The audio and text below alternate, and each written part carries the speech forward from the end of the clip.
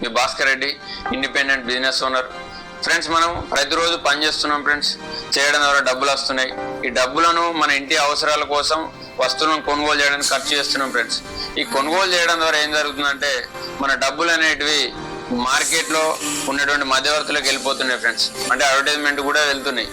అయితే ఇక్కడ మళ్ళీ మనకు కల్తీ కూడా జరుగుతున్నాయి ఫ్రెండ్స్. ఆ వస్తువులను తిని మన అనారోగ్య పాలవుతున్నాం. అయితే వాటి నుంచి బయటపడాలంటే మనం డైరెక్ట్ సెల్లింగ్ మార్కెటింగ్ అనే విధానంలో మనకు వస్తువులు అనేటివి ఇక్కడ లభిస్తాయి ఫ్రెండ్స్.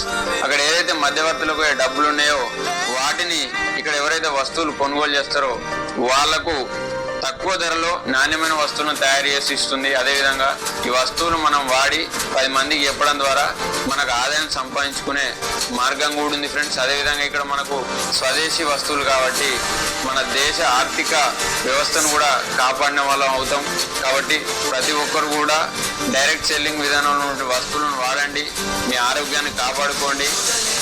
మీకు కావాల్సినటువంటి ఆదాయాన్ని సంపాదించుకోండి. Okay, thank you.